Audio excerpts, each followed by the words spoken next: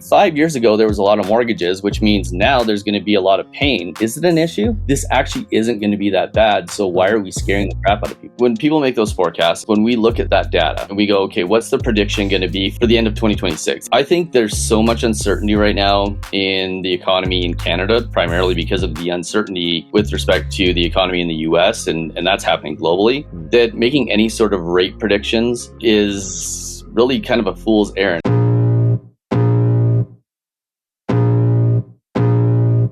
Welcome to the Tom Storey Show with Steve Karrasch and Tom Storey, where we discuss everything real estate or whatever else is on our minds. On January the 22nd, myself and Steve are doing a first-time home buyer webinar on Zoom, and you can sign up right now in the link in the description. We're capped at 300 registrations, but we'd love for you to be there. We're going to walk through everything we know, the playbook for first-time home buyers who successfully enter the market in 2026. Steve and myself collectively have sold over 1,000 properties all across Canada, and we're going to show you what works, what doesn't work, and where we don't want you to make mistakes. January the 22nd at 7 p.m. Eastern Standard Time, 4 p.m. Pacific. We hope to see you there. Welcome back to episode 193 of the Tom Storey Show, and happy 2026. I hope the first 3 or 4 days of the new year have been treating you well. They're certainly treating us well, because this week's guest is none other than Nolan Matthias. Nolan is one of the OGs. He's really a reason why this podcast even exists. And Nolan, we've gone 193 episodes now, if you can believe it, up to this point. Crazy. We've been pretty consistent with it. Always love having you back on the show. And I feel like I'm just happy you're here because I haven't had a chance to actually chat with you personally in a little while either. So it'll be a good catch up for all of us. Welcome back, man. Happy New Year. How you doing? Thanks for having me. This is great. I always love the first of the year show on the Tom Storey Show. 196 episodes. How many years is that? We started, what is it, Steve? 3.5? I think we started June 4 or 5, 2022. There's been some bonuses in there for that number, but June 22. Three and a half years. Congrats on all this success. And I mean, I was looking at the data on your channel earlier this morning, and your subscriber ratio, the people that actually not only watch, but subscribe relative to your views, it's really high. Like, you guys are not only creating great content, but you're creating content that people want to watch and watch continually. So congrats on all the success on it. I mean, I think the whole idea kind of stemmed from that little feud that we had, that fake feud that Steve and I had way back in the day, where Steve was going after me, poor guy. He went after me, and then all my audience went after him, not realizing that it was all a big gag. But pretty cool to see where it's come for you. Well, what's new with you in 2026? What's going on in the world of Nolan Matthias? I know still obviously the mortgage business is there, thriving, doing its thing. And then and by the way, your main YouTube channel has exploded, 125, 130,000 subscribers now. It wasn't that long ago you were at 45 and then it just doubled. How's that been? Because the content has shifted too, right? Yeah. Well, a lot of it happened at the end of 2024 and beginning of 2025. And it was just a shift to a more global audience. So we turned down the Canadian content. Of course, we launched another Canadian channel that, did really, really well. And we just shifted to more general economics. And now the audience on that channel is almost 70% American. We're able to help more people because there's 400 million people versus 40 million. We obviously aren't doing the mortgage transactions, but we're trying to create clarity and literacy around what's actually going on in global finance, as opposed to what many media outlets and YouTubers would have you believe. So it's really a shift in really my purpose and my why, which is to inspire people to thrive, but doing it at an even bigger level than what we could do it with in Canada. And channel's been going through a little bit of a rough patch right now as it's finding a new audience, but I mean, it's still, we're doing more views and helping more people than I could have ever done keeping it just a Canadian real estate channel. I think it's really interesting. Are the comments any different when you got 70% Americans versus Canadian? Are they nicer over there, or is it still just really people arguing like we get in our comments? It's YouTube, right? The only thing worse is Twitter or X, where there's no videos. It's just people fighting with each other. But yeah, I mean, it's still the same thing. There's people that agree, people that will disagree. What I'm finding is that there is so much misinformation out there, and you can have two people who are arguing the exact same fact who can't agree on the fact that it's a fact.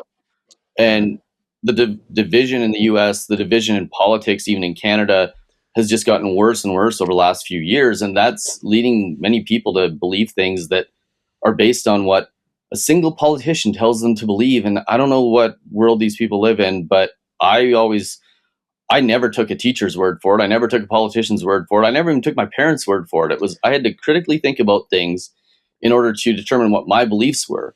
But now we're in this society where it's like your beliefs are based on the color of the flag you carry politically, and it's actually becoming pretty absurd what some people think. I mean, it's crazy. Has it always been like this? Like, was I just naive when I was younger that I wasn't really paying attention, and now I'm more involved in it because I'm in my 30s and I have kids? Like, has it always been like this, or does it feel different now, maybe because of all the social media and everything surrounding it? Yeah, I don't know if it's different. I think the conversations always happened. I think they just happened privately and not at scale. But now that anybody like me or you guys or any lunatic on the internet can go and create a YouTube channel and have a voice, I think the amplification of it is just significantly bigger. And that's really why we shifted that channel to an American audience, is because the amplification of it and the crazy stuff that people are saying, there needs to be a voice of reason. I just hope for a little bit I can be at least that to some people. Lunatics on the internet could have been another title for this podcast. No. There's a Canadian guy with a British accent who lives in Calgary who, I mean, this is just one example. I think you may have had him on the show. But I mean, this guy's out there talking about how crazy Calgary's real estate market is. And he pulls up a listing in one quadrant of the city and a listing in the other quadrant of the city. One's a rental, one's a property that's for sale. It's talking about how ridiculous Calgary's market is because these two properties, one can't even cover the rent, not even close, and the other one's selling for way more. And what's crazy about Calgary is, in the world, it is the largest landmass per capita of any city in the world. In other words, it is more spread out. There's less people living in density than anywhere else. And he's taking two different quadrants of the city. So if you split the biggest city from the perspective of landmass for the amount of people in it, he's taking two different quadrants of the city, comparing two properties and going, this is crazy. It's like, if you don't live in Calgary and you can't figure out where those properties are, you're going to believe them. And he's just spewing absolute complete garbage. Mm-hmm. And that's really the world we're living in, is you can take any stat, you can take anything, and you can create whatever story you want. And if you don't have the journalistic responsibility to create context, people will believe you and believe that Calgary's real estate market is really insane, when the reality is maybe it isn't. But there's nobody to police those people. And there's other guys on a national scale that are bigger than him that are doing the exact same thing. And it's kind of a crazy world that we live in. You really have to, I think, both politically and with the content people consume, you really have to start looking at every piece of information with a critical eye and going, can I prove or disprove this personally? And if you can't prove it or disprove it personally, you have to go, I really don't know, but I know there's two pieces of information out there. And until I find the thing that connects the dots, maybe I shouldn't be making my financial decisions and my political decisions based on something that somebody else said. Do you know, do you have any intel on, is YouTube looking at like what X did for like community notes, where like under comments or videos, they'll say like, this was not proven, or like, you know what I mean? Like how it shows up on X, where like they'll comment and say, no, actually this is what happened. And this is false information. You know, I don't know. I know that whole censorship thing is a really hot topic. The fact that X even got away with doing it. Facebook obviously had their own version of it. I think to a certain extent, YouTube has community guidelines, which if you say things that invoke violence or promote certain things, you can get community guideline strikes. But I don't think to the same extent. And I think the reason why is because all of these social media companies, they're basically trying to wade through these waters of what they can do and can't do politically. And no matter what they do, they're going to get absolutely lambasted by one side. So to my knowledge, no, I think the community guidelines really have a big impact. I think the other thing about YouTube, though, is the algorithm is so much more sophisticated than the other platforms that if somebody puts out a piece of information and people in the comments go, this is a lie, this is false, whatever, it sends a negative signal, and the negative signals depress the videos. I mean, I don't know if you guys have seen this, but I remember, in the last few years, if you put out a video, and whether it was clickbait or not, if somebody put the word clickbait in the comments, completely kill the video.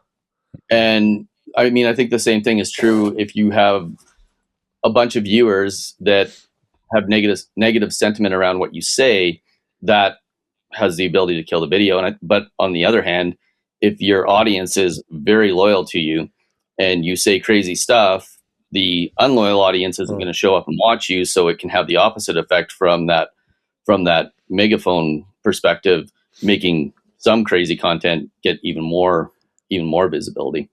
I've been commenting clickbait on Steve's videos for the last 2 years. So yeah, me too. Yeah, does it work? Yeah. I don't know how Steve. How's it going over there? Has it been working? Well, you finally passed me in subscribers, so I see what's been going on here. It's true. By the way, this episode is about to get no views. Thank you very much. Because we've said that word so many times. Everyone's going to put clickbait in the comments? No, how it works between me and Steve with our channels is like I hit the big milestones first, but then he jumps ahead of me in between. So like I got to 10,000 slightly before him, and then he was at 15,000 when I was at like 11,000. And then I'm just like that slow, and I'll eventually get you. And then I got to 20 a little bit before you, but he'll be at 25 because he'll post one video about like a floor plan and crush me again. So. Well, I mean, that just shows how well the multi-channel strategy worked, because it's no surprise to me that the two channels grow at almost the same pace, because what you have is you have this little cluster that you guys have created of 3 channels. And when somebody finds a Tom Storey show, they find Steve's show, they find Tom's show, and vice versa. So it's like you just got this community that all 3 channels are going to grow consistently. And those people on all 3 channels are super loyal. You guys have way more subscribers than what you would normally expect for the amount of views that you have on all 3 channels. That just goes to show how loyal your audience is. And that's because you're not doing the scary shit and you're not doing the crazy stuff. You're providing real value and real information to Canadians, and they need it. I'd say once every 5 or 10 episodes, maybe our titles are a little bit aggressive, which is Steve's decision making. And so also I'll put my input in and be like, I don't know about like a photo of blood going through the streets of Toronto, Steve. I think that might be like slightly. He pulled me back a couple of times. He pulled me back a couple of times, Nolan, but at the same time, I've overridden him a few times, and he's like, that actually doesn't have anything to do with the episode. I'm like, Tom, we've had a rough couple of weeks. We're going to get the views up this week. And well, not to get in the way of the family feud, but I have no problem with using the scary titles and the scary thumbnails to get the click and then be the voice of reason, so that you can debunk the people that are using the scary titles and the scary thumbnails for evil. And that's what I've done for like the last 5 years. Yeah. It's so frustrating, Nolan. It's so frustrating because like I did a video the other day, basically about probably a month ago, about the things you can do to save for your first home. But if I titled it "The Things You Could Do to Save for Your First Home," nobody would watch it, right? Nobody ended up watching it anyway, but I clickbaited it up, and it's basically, I think you're being lied to about home ownership is what I titled it. But I wish I could title it, here's 15 things you should do in order to save for your first home, and then it won't actually be that hard. Yep. But then nobody watches it. So it's a really tough thing to try and figure out how to get the attention and then provide the good information. And that's the struggle that, we have on YouTube. Because otherwise, I'm sure I could just build Lego or put on a gaming channel or have a Fortnite channel, and I'm sure I could crush it compared to what we're doing here. Yeah, absolutely. And that's the thing. Like in 2020, you could have done, here's how you save for a down payment, and it would have got views. But the psychology is shifted so much, both from the perspective of the fear associated with real estate and the whole political side of it, and what that's created with respect to thoughts and beliefs around real estate, that you kind of have to follow the viewer psychology. And hopefully one day we'll be back to the videos where you can put, here's how you save for a down payment really fast so you can get that home that you really want to have and not have to worry about doing any crazy stuff. So you think if the market turns around and things get a little bit more positive, that stuff will come back? Absolutely. It all has to do with the psychology of the viewer, right? It's like if they're scared, they're going to click the titles that are scary. And if they're enthusiastic and they have a belief that there's opportunity, they're going to click on the ones where they believe there's opportunity. I mean, look at just like investing real estate content. So Bigger Pockets was by far the biggest channel when it came to investing in real estate for the last 5 to 7 years. And they would put out a video in 2019, 20, 21, 22, and they'd get hundreds of thousands of views and in many cases millions of views. Now they have trouble cracking 10 to 15,000 views. And the reason's simple is back in the days of opportunity, people wanted the opportunity content. How do I invest in real estate? Because I think it's the path to wealth, which it still probably is, but everyone's scared. Now they're scared and there's no audience, so they get no views. But one day when people want to get back into real estate investing, and it's probably going to be when prices are skyrocketing again and it's the wrong time to do it, that channel will come back and there'll be 100 other channels just like it that'll be doing 100,000 or 1 million views a video. Hey agents, you know that a clean and crisp real estate website is a must for your business. To start your free site right now, go to realtyninja.com/Tom and you will pay absolutely nothing until your site is ready to launch. And then when you are ready to launch your brand new site, you will save 20% off your entire first year just by going to realtyninja.com/Tom. So what are you waiting for? Get a beautiful real estate website for your business right now at realtyninja.com/Tom. The best part about YouTube is I had put out a video about a month ago, Nolan, and I had texted you about what I'm going to call it. And it was not clickbait at all. It was like how to buy a Toronto condo, a step-by-step guide. It was an hour and 6 minutes long. I spent more than a month preparing. My editor did a phenomenal job on this. So like there's all this time and I'm like, I know the views are going to suck at the beginning, but it's crushing every 48 hours now on like the back-end analytics. And the first comment after spending literally 30 days of my life trying to make this masterclass, like you'll never get this information anywhere else. The first comment was like, who the fuck's going to buy a condo? But here's the thing, you're like, it was so good. Oh man. And that just like, but you're ahead of it. You know that the prices are coming down. You know that there's going to be demand here very soon because guess what? When prices go down, somebody's going to want to buy a condo. And not only is somebody going to want to buy a condo, but there's going to be a time in Toronto again where the news headlines are Toronto condo prices just flipped, and everyone's going to go run into the pre-sale centers again. Yeah, it's all a cycle, and it'll all happen again. I'd like to know. We haven't been able to chat with you about kind of like what Bank of Canada did in 2025. Seems like they're saying now they're holding. Some people believe there could actually be rate increases in 2026, maybe kind of near the end of the year.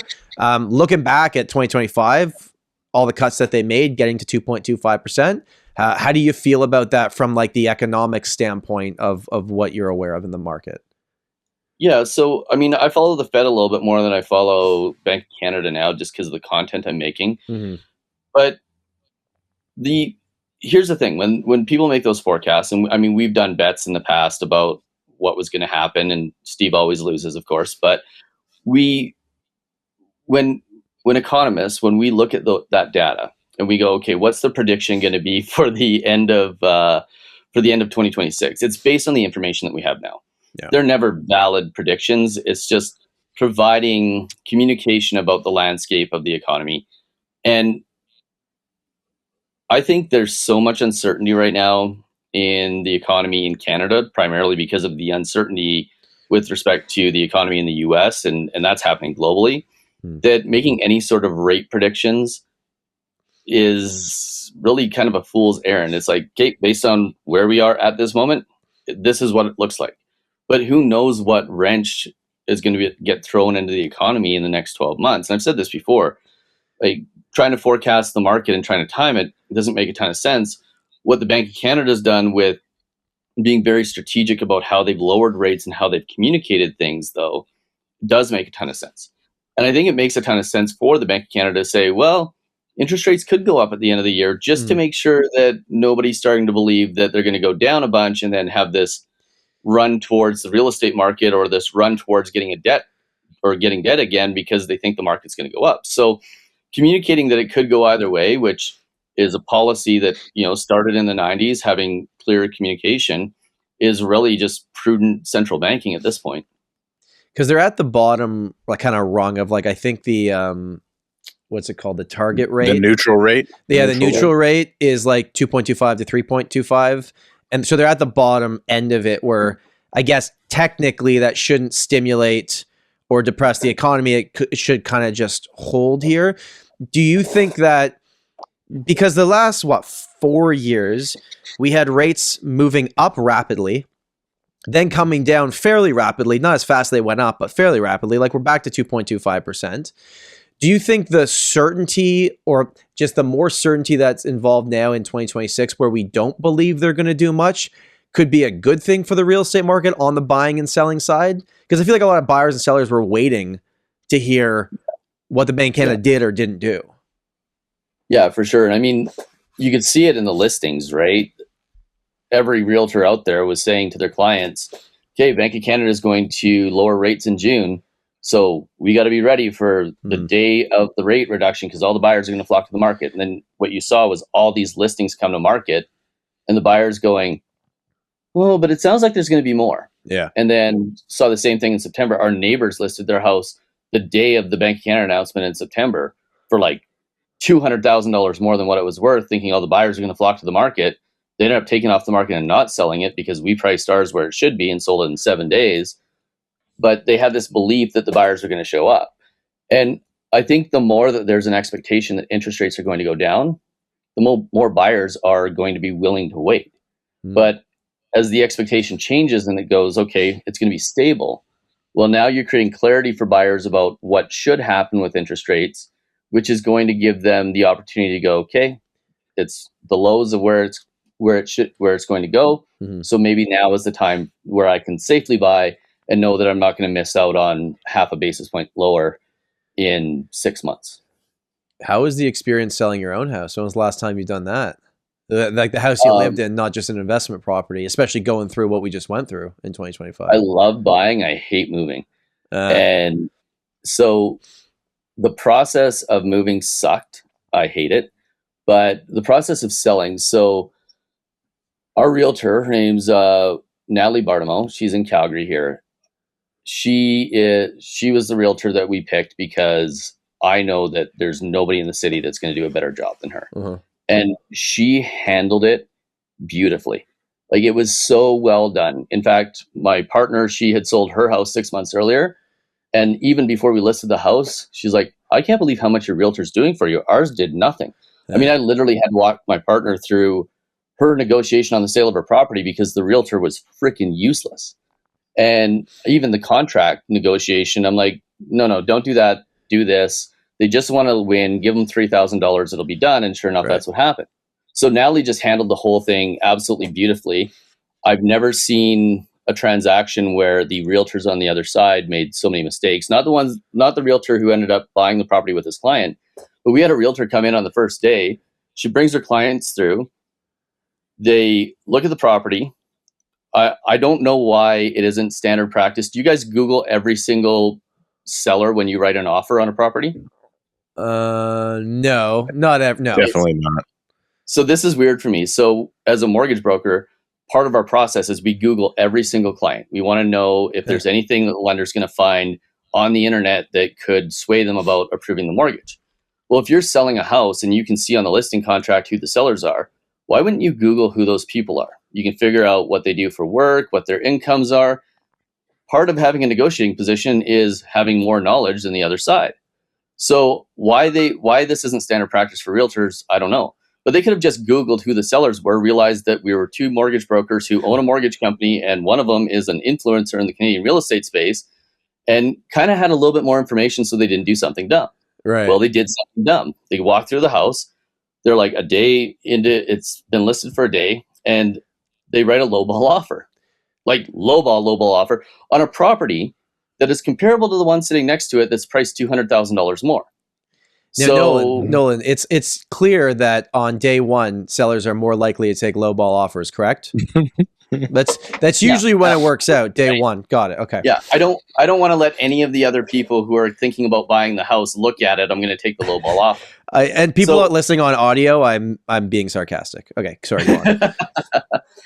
So they write this lowball offer, and I just said to Natalie, I'm like, just go back, no counter. And the realtor kind of loses her mind. Like, they have to come back with a counter. And Natalie's like, no, they don't. And they aren't going to. They're not going to accept your offer. So a couple more days go by, get another offer coming in. The big mistake the first realtor made was we said no counter offer. And she said, okay, well, let us know if you have any other offers come in. So wait, hold on a second. You're going to lowball me. And then you're going to say, but if another offer comes in, we're willing to compete and pay more than it's listed for. Gave away their complete negotiating position altogether. So we ended up getting another offer, ended up selling it for what it should have been sold for.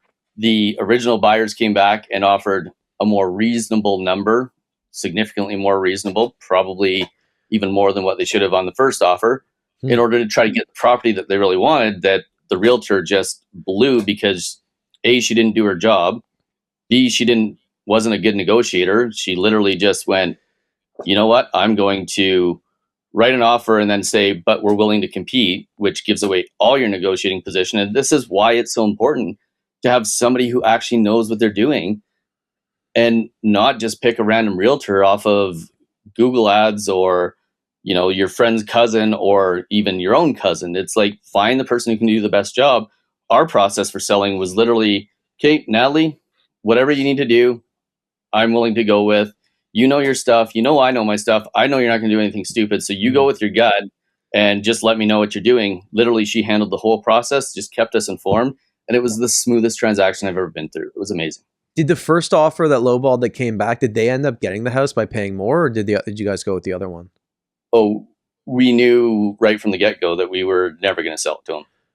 Oh, so you actually felt like they pissed you off enough that when they came back, you'd rather go with the other person, even if it was $5,000 lower or something, just because of the way it shook out. That's interesting. Yep. So they lowballed on an offer on a house that they really wanted. And because they did that, there was zero chance they were ever going to be able to buy the property. Interesting. Now they didn't know that, but we had the internal discussions that no matter what they offered, we weren't going to sell it to them. So it was just kind of one of those things.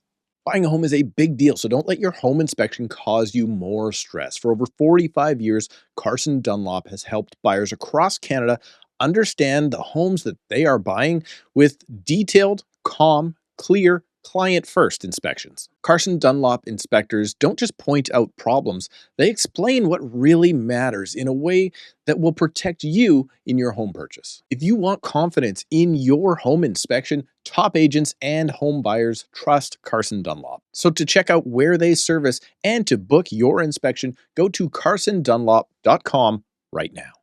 Have you noticed too, and I'm only saying this because my name's not showing up and it annoys me, but ChatGPT, if you ask it who the best realtor is in a certain area, it's pulling from the randomest sources. You can literally have a blog on your own site that says, who's the best mortgage broker in Alberta? And you can just say, the answer is Nolan Matthias on your own site. By the way, this is actually smart marketing on the back end, but like that could that could be the source for AI. And for some reason, like Google reviews are locked. They can't see them. I don't know why it is. So they're pulling from sites that realtors pay to be on to show up. So I'm just giving the consumers a heads up that AI is wonderful, but it's not giving you actual answers for who's doing the most transactions or has the best reviews. It's just who paid to be on the site that's showing up first in the search for. And that's not just real estate. That could be restaurants. It could be anything you're looking on AI for. But if you use Gling, which is Google's AI, you get a totally different perspective. By the way, really cool trick. If you want to figure out exactly how AI is telling you what the recommendations are, and you're in real estate or any business, just ask it, how did you come to this conclusion? It'll give you the blueprint for how to rank on it. But it's funny, like you got guys in the real estate industry, big names in training that are saying you need to do SEO for AI. And it's like, okay, you guys are starting to show your age. Maybe we need some new trainers in the industry because SEO hasn't worked in like 15 years and it doesn't work on YouTube and it doesn't work for AI. Right. Stop talking about search engine optimization. And then all the realtors who believe that it's still a thing are paying for it or taking the advice. It's crazy how far behind the real estate industry is with respect to other industries and the marketing. It's crazy. Steve, you doing any of that stuff on the back end to try to show up in searches? Or are you just letting the people find you on YouTube? No, because I focused so heavily on my reviews for so long, and then I realized that the site in my area anyway that ChatGPT is using to rank agents, I wasn't a participant in. So I've become a participant in it because it's obvious that you got to try and figure out how to get on those sites because it's not pulling the right information. It's not, I mean, it's all, have you ever seen a realtor that doesn't have like all 5-star reviews though too, right? Like there's a few, they're usually the bus bench guys, they're high volume guys, but it is a tricky spot because we're not in a situation yet where AI is actually giving truthful information. It's giving pleasing information usually to the user. And so therefore it's not going to pull things like, it doesn't have the ability to pull the actual stats of who sells what. And then if you did pick who sells the most homes in whatever area, it's likely a team of 150 agents. It also doesn't necessarily mean they're the best for you. It's just totally. Typically the guy who can stroke the biggest checks for marketing is the guy who cares the absolute least about his actual clients. Right? Yeah. But you guys have this cool thing because you do have AI. You have the most powerful targeting AI on the planet that's helping find you guys the exact right clients. It's YouTube. It's been on AI, or somebody will call me out and be like, it hasn't been on AI since 2012. It has large learning models versus AI. It's like iPhone versus iPhone 17. But you guys literally have that is targeting the exact people they're looking to buy and sell a home. YouTube does the absolute best job of finding those people, and it is all AI based. Everyone thinks AI is this thing from like the last 2 years, but big companies, Tesla, Microsoft, Oracle, YouTube, owned by Google, have been using AI for over a decade, and you guys are reaping the benefits of it from your YouTube channel. There you go. Just keep doing this then, Steve. Don't worry about your online reviews. I'm going to keep doing this for sure, but I have to have other things going on. Can I ask Nolan a question about mortgages? Because I have not yet. No? Okay. All right. Fine. I want to know if Nolan. It's Tom Storey Show. You do whatever you want. No, this is the Lunatics on the Internet podcast. Welcome back, Steve. Go on. The topic of AI. I have a theory on this that I want to share. That's why I'm going to ask you a question to pretend I care what you say, and then I'm going to give you my answer later. That's kind of how I run the show. We're going to talk about interest rates again. It's like the same conversation, but now we have to have that. But do you think that there's a path yet to replace the professionals in our industry and mortgage brokers in real estate agents with AI? No, absolutely not.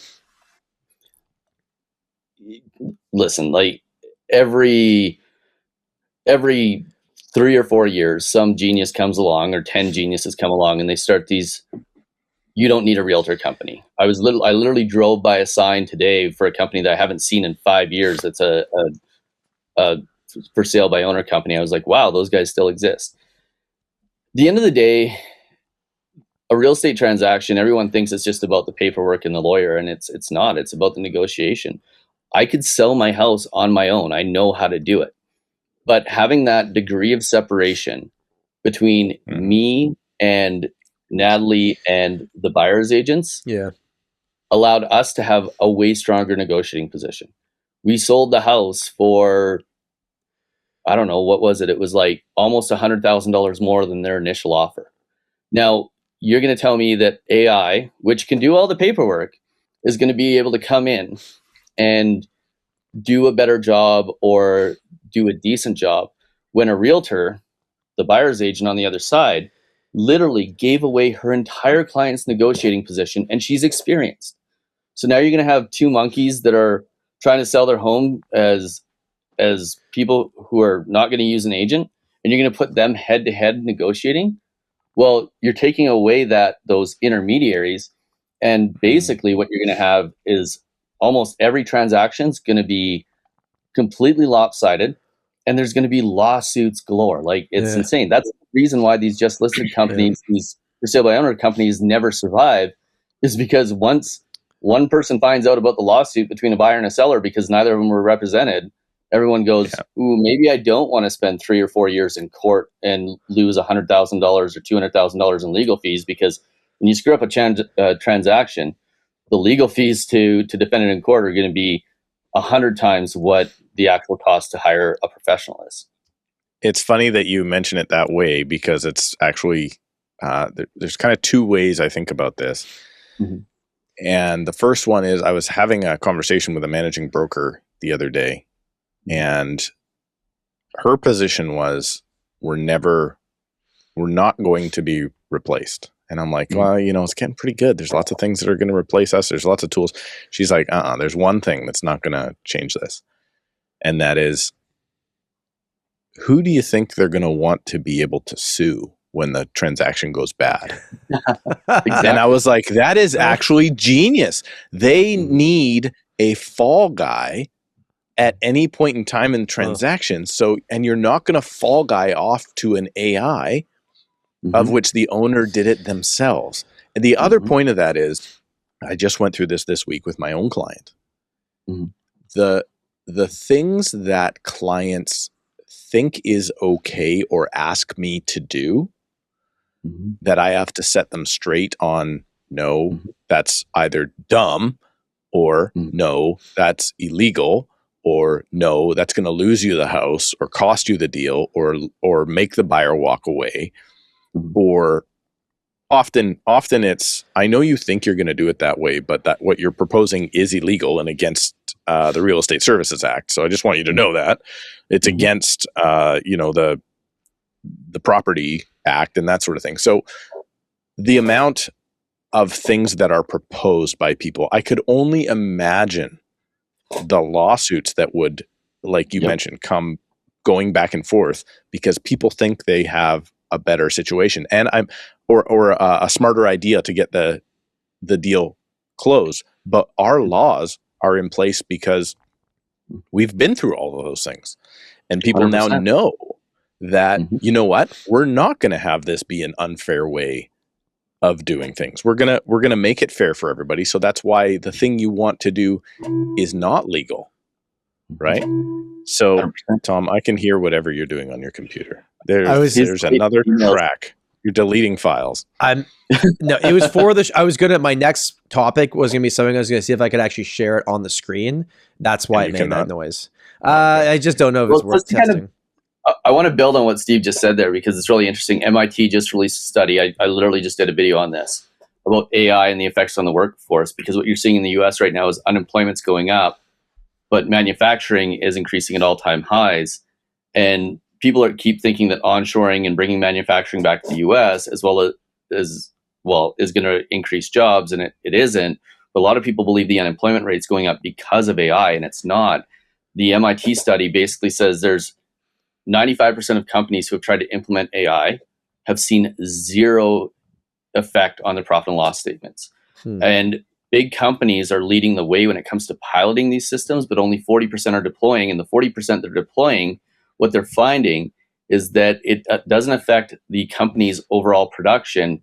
It makes the employee's job slightly easier, but the impact and the ability to replace jobs isn't actually there. And this is with massive companies that are implementing it. The only two sectors of the industry that are actually seeing an increase in productivity due to AI are technology, which that makes sense. And a lot of times it's the producers of the things that are needed for AI that are benefiting, and media. So in other words, television, YouTube, Instagram, social media, those are the only two industries that are being affected. Every other industry has had zero increase in productivity as a result of AI. Now, I'm not saying that isn't going to change, but what it goes to show is that the ability of AI to take over people's jobs isn't what people think it is. And right now, it kind of seems like it's similar to the invention of the internet, where the internet made a lot of things easier. However, it didn't eliminate the fact that you need somebody to be there to mitigate the information and make sure that the AI is doing things properly. Mm-hmm. So I definitely don't, I think it'll make, in that vein, it'll make the employee's job easier. It'll make the realtor's job easier. There'll be less mistakes, but the actual job of the realtor, the important jobs, which is the negotiating and the strategy and everything else, that isn't going to change. We were at a seminar recently, and they had a sponsor there that actually, funny enough, was an AI paperwork company. And he used to own another company that was like an auction your home type company. And Steve, I think I mentioned this when we did the episode when we were in the car, but I think it's smart to bring up. He used to own it?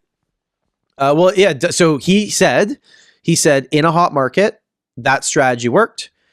In a down market, it doesn't work. And then he went on to say, and I couldn't believe he actually said this, was like, he's like, me and all my tech friends have been looking at the real estate industry and trying to get your commissions from you.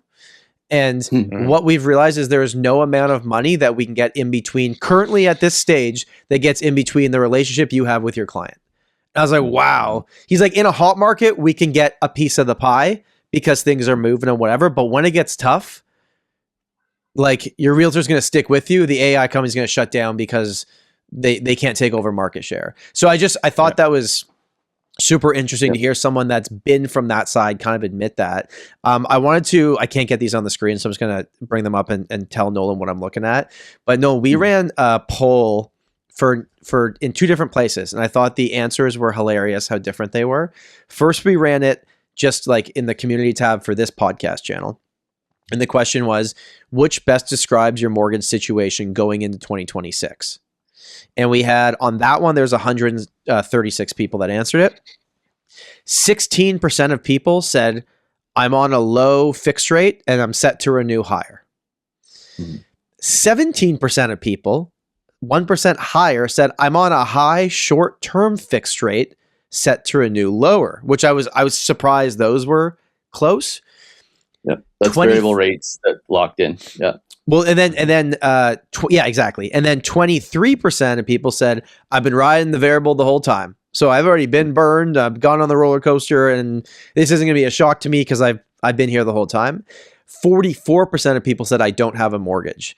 And now I don't necessarily think that 44% means all those people own a paid off house. I think people just don't own homes at all. So they don't have a mortgage. Then I ran this exact same poll on my real estate Instagram account. And of the 20,000 people there, I would argue 15,000 of them are other real estate agents, right? So I was like, hey, this one over here on the podcast is probably consumers. This one is real estate agents. The biggest change is I'm riding the variable rate, which was 23% on the podcast one. In my Instagram poll, 65% of the responses have been riding the variable rate the whole time. So it seems like most of the real estate industry was riding that variable the whole time. Only 7% of people said they had a low fixed and they were going to renew higher, probably because that was all riding the variable the whole time. And 15% of people said high short-term fixed, as you said, like variable jumped over the fixed and will renew lower, with only 13% of people saying I don't have a mortgage payment. So the reason why I'm bringing this up is just, first of all, what do you think of that information? And because I have to ask you, because I've been asking everybody else on the show, is like a lot of people are going to renew with payments that are potentially 15%, 20% higher than previously. How do you think that impacts the overall Canadian real estate landscape? Yeah. So what you're asking me about is, and I got to get this in the screen, the mortgage renewal crisis, right? Exactly. Yeah. That everyone's talking about, which the idea of the mortgage renewal crisis is more inflated than the price of houses in 2022. It's absolutely ridiculous. It doesn't fit. There isn't one. And I don't even have to use exact numbers here, but let's just like break this down from a critical thinking perspective. Okay. So let's assume that I saw one stat that 60% of mortgages are going to renew this year. That number is ridiculous. It's too high.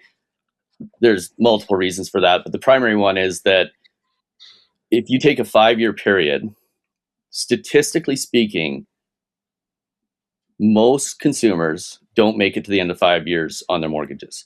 They make it to about 3.47 years. So let's take out 30% of those mortgages right out of the gate and say, okay, maybe there's 40% of the mortgages that are renewing this year. Well, in 2020 to 2022, over 50% of those mortgages were variable.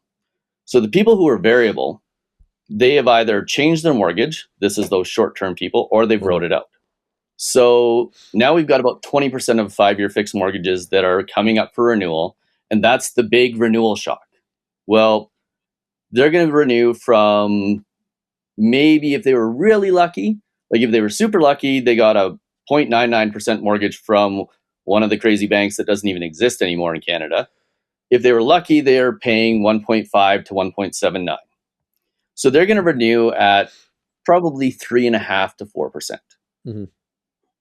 Those people are not in trouble. One, they qualified at the qualifying rate at the time, which was above what they're going to renew at. And the qualifying rate was designed to give them basically almost a 20 to 25% buffer in what they was 5.25 or 4.75 back then. 5.25, yeah. Yep. And there were times where it was lower and times where it was higher, but yeah, it was significantly higher than what they're going to renew into. So yes, they can afford it. Are their payments going to change? Absolutely. But here's the real reason. This is the evidence that all of these crazy people who are making videos about the mortgage crisis in Canada, the renewal crisis that's coming up, are wrong. It's simply this. We had a large percentage of people who have already suffered way more than those 5-year fixed mortgages that are coming up for renewal. They're called the variable rate clients that didn't understand variable rates versus adjustable rates, watched videos on the internet and went into their banker and said, I want a variable, without understanding the difference. And that is a large percentage of the variable rates that were out there. They were paying over 5% at one point. So if those people didn't cause a massive crisis in 2022 and 2023 when prime rate went up, why are the 20% of people who are going from 1.79 to 3.5 to 4 going to be a problem? It literally, it's a non-issue. Because the news headline is not as scary. That's why. Exactly. And here's the thing, okay? So this is where I'm going to get into my rant on YouTube. When I was making content about Canadian real estate back in 2020 to 2023 and doing it consistently almost daily, we were taking the crazy news headlines, the stuff Bloomberg would put out and the Toronto Star would put out and the Financial Post would put out, and we'd use those headlines and we'd make it seem like the world was scary. And then we'd go, but here's the actual reality if you look at more than just this little piece that the media is looking at on this day.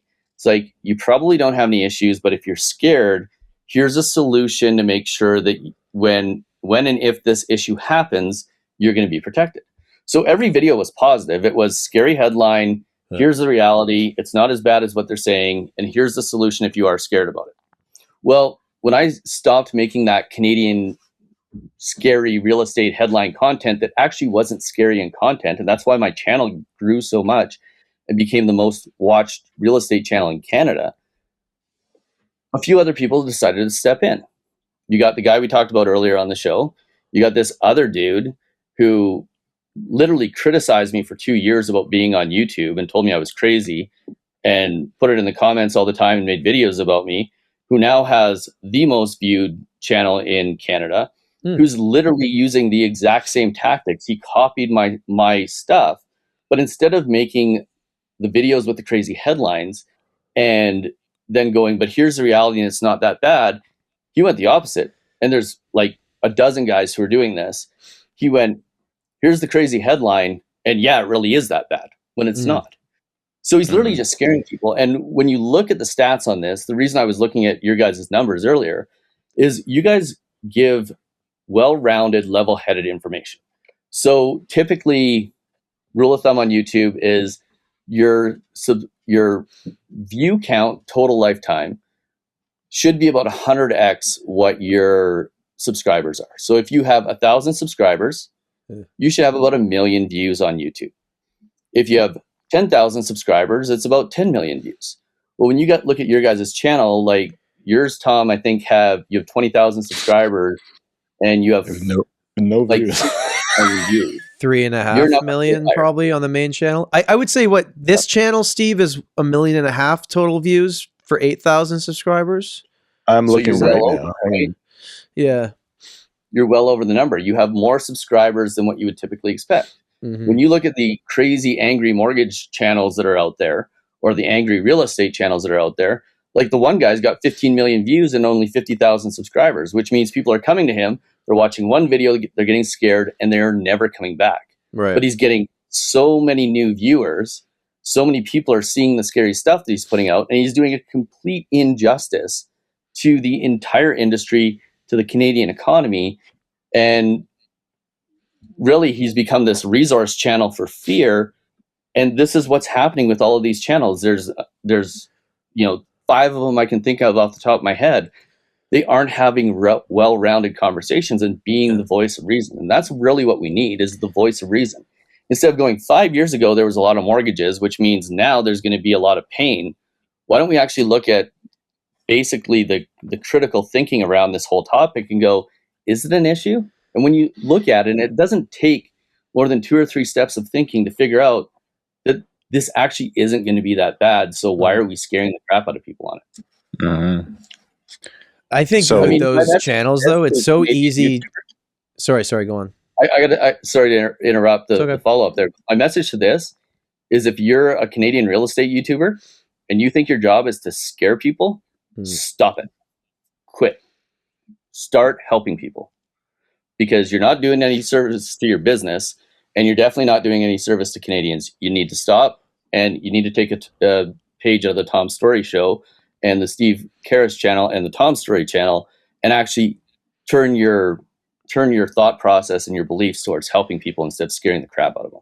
I struggle because sometimes when I feel like I'm putting out the well-rounded educational thing, people call me a liar. I'm like, this is math. Like, I did a video on the mortgage renewal showing an $800,000 mortgage, first 5 years going from a 2% rate to a 4% rate.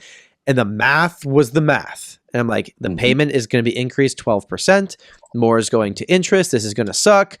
And people were like, you're making it look like it's not as bad as it's going to be. You're lying. I'm like, no, I'm not. Like, it's just math. I don't have any, like, I don't care. If it was really bad, I'd show you if it was really bad. But I just feel like there's this weird thing where it went so one direction, where because the market was like, for a good chunk of time, the doomers were right for like a period of time. And then they're going to stay that. And then eventually they'll be wrong again. But you still want to stay in that community and feel the same way of like, it's kind of like, oh yeah, there's other people here agreeing with me about whatever my thoughts are on that specific topic. Right. Which I get why like it works. The former member of parliament and the journalist Garth Turner, he called a crash for 20 years, and he called it in 2008, and it didn't happen in Canada. He called a crash for 20 years, and if you call a crash for 20 years and a correction for 20 years, eventually you're going to be right. Now, was it as bad as he said it was going to be? No. Is there a possibility of there being a worse one down the road? Yes, but yeah, if you're a doom and gloomer, at some point you're going to have this small moment of "I told you so," but for the most part, you're going to be wrong 95% of the time. And I think giving credence to those people for the 5% of the time that they're going to be right is a fool's errand, because in the grand scheme of things, if you live in North America, if you live in Canada especially, and you don't believe that life is getting better and that you have a runway for life to be better for your kids and your grandkids, you're absolutely insane. Like, this is one of the best countries in the world to live in, if not the best. Government, love them or hate them. Sometimes they do a good job, sometimes they do a bad job, but the reality is they don't have much control over anything. And at the end of the day, if we are paying attention to what we can do to make our lives better, to make our incomes better, to make our personal situations better, to pay our mortgages off faster, to not go into debt, it doesn't matter what anybody says. It doesn't matter what the government does. You're in control of your future. You're in control of your own destiny. And it's up to you to make your attitude either positive or negative, depending on which way you want to go. But I'm going to tell you right now, it's a lot more fun being positive about the world than it is being negative about the world.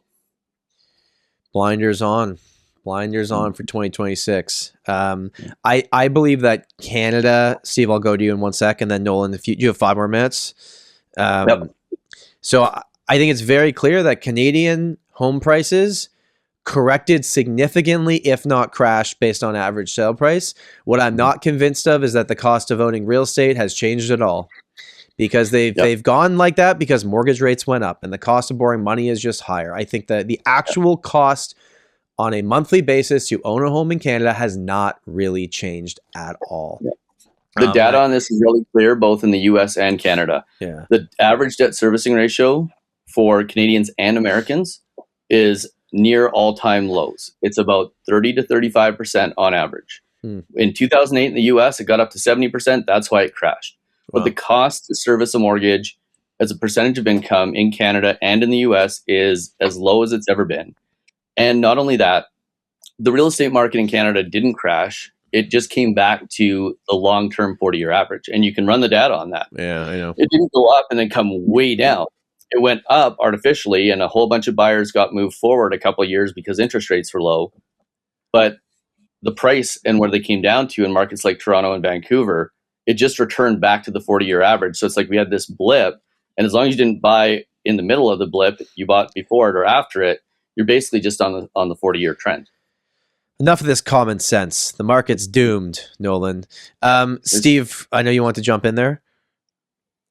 Yeah, just one last question from the mortgage man here. I have one of those low rate mortgages coming due in a couple of months.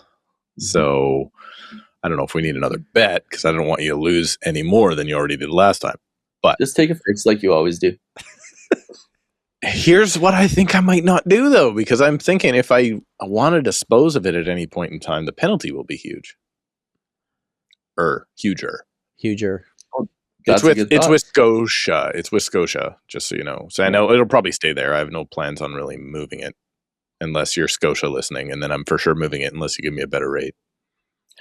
Yeah, I mean, listen, if you are going to be paying off the mortgage in 5 years and you know that, or there's a high certainty, then a fixed rate is definitely not the way to go. That you just have to limit that penalty exposure. And the way you limit the penalty exposure is either with a monobank lender where it's going to be less, or you take a variable rate, so it's only going to be 3 months interest. I'd love to see a 10, 20, 30-year time frame of just fixed versus variable, because the last 4 years, the variable people got absolutely crushed when other people had 1 point something % fixed rates. I wonder, like, when we wrap up this craziness of like 2020 to 2030 and we look back, I wonder if variable loses by that much, even though we had those 4 years of. It'd be interesting. Like, I don't know where it's going to land, but might be closer than people think. There'll be a period of time where, like, a window where it was better to get a fixed than a variable, but the long-term average over 30 years, 100%, it'll almost certainly be variable unless something drastically changes in the market. So there'll be a window, but for the large majority of that 30-year history, it'll be variable, and you can go back 80, 90 years on that, and you can, or not 80, 90, I guess you can go back almost 50, 60 years on that, and you can see that data, and that data will hold true. You get the lowest rate at the time, you can get it, and most of the time it'll work. I want to wrap this up, Nolan. It's not a real estate question at all.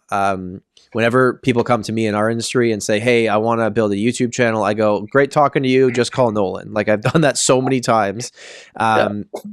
You've done it for the real estate industry, but it doesn't really matter what you're talking about or the industry that you're in. You've found a formula to build a YouTube channel, build an audience, build views, subscribers. If there's like there's people listening to this right now, they're like, I always wanted to do this. I always want to get my thoughts out there, but I don't know where to start. Is there like 3 simple, easy steps for people? Obviously, they can reach out to you for more intel on like what you actually do, but where does someone start in 2026 to build a YouTube channel that helps their business and helps them share information with potential consumers? It's all about, and this works regardless of the industry, it's all about modeling what works. Spending as much time on the idea, so the title and the thumbnail, as you spend on actually filming the content.